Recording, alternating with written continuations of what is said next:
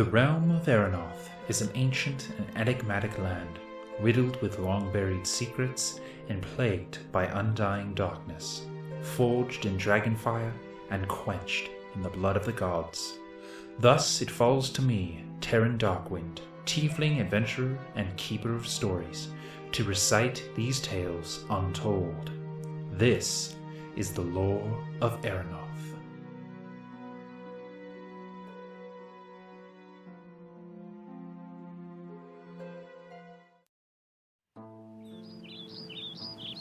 Erenoth is an alluring and beautiful realm.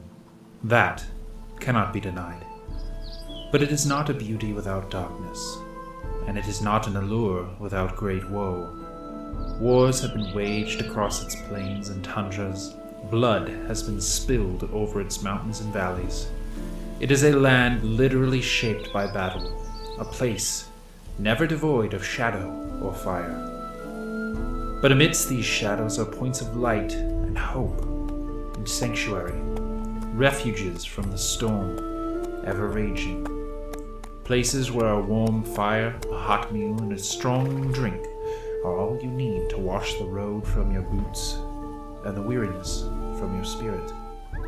The Wayward Wanderer is one such place.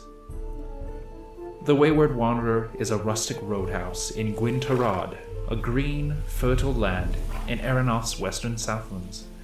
The inn is situated on the Meridian, the long dirt road that runs east to west, from the arid city-state of Falhast to the bustling port town of Aldemir.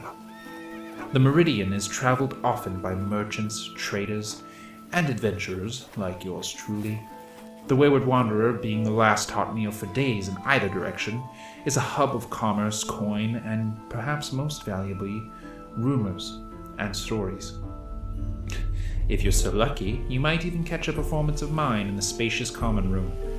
And if you're feeling particularly generous and want to donate to my bar tab, well, you'll hear no argument from me. Owned by Rianne Gaston and her husband, the dwarven brewmaster Rorge Firebrand, the Wayward Wanderer offers respite for those with tired feet, weary hearts, and a handful of silver cruxes to spend. It is an institution of the western Southlands, and, if I may be so bold, one of the finest taverns in Erenoth. Yes, better than the Curtain in Old Stone Riff, an establishment I'm no longer welcome in sight of. But the Wayward Wanderer was not always a humble roadhouse. Oh no, its origins stretch back 3,000 years, if you believe it, to the height of the Khazran Empire. The Wayward Wanderer was once a great watchtower, an imposing structure known as Southreach. Built during the reign of King Adelburn Orcsbane, the tower was a show of Khazran's unfettered might during the Age of Expansion, defending its southern borders from the savage Southlands and the dangers that those supposed shadowy lands held. The tower was supplemented with a large barracks and a full garrison of Khazran's mortal legion.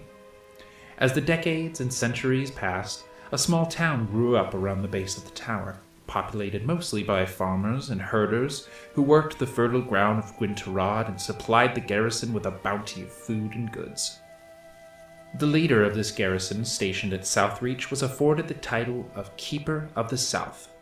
Although it wasn't a title that saw much action, it was considered a great honor to stand vigil over Khazran's southern border.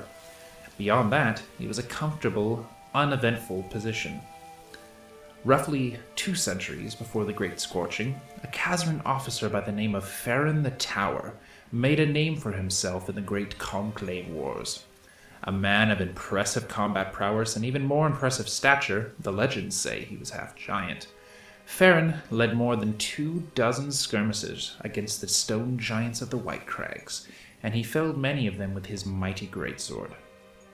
At the close of those Conclave Wars, Farron was awarded the title of Keeper of the South, and he was stationed, along with his men, at Southreach. With his life unnaturally prolonged through the necromantic magic now prevalent in Khazran, Farron commanded the watchtower of Southreach for nearly 2 centuries.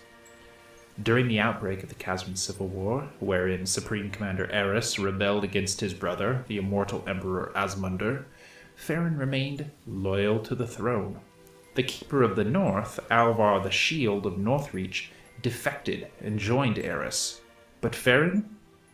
No. Farron remained true.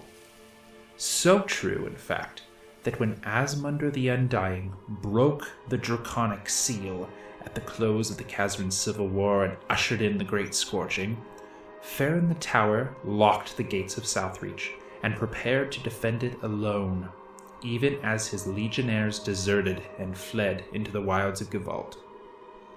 Atop that cloud-breaching tower of Southreach, Farron stood, a massive man, wielding a greatsword, silhouetted against the smoldering light of a burning world. The dragons came, and Farron met them. Hear me, beasts. I speak for great Khazran as her last and most loyal defender. Your breath may scorch our fields and ruin our fortresses, but it shall not break Khazran. Your claws may rend our flesh, your teeth may break our bones, your great wings may send us sprawling to our deaths, but they shall not break Khazran. Farron died that day as Southreach crumbled below him, but he took a dragon or two with him.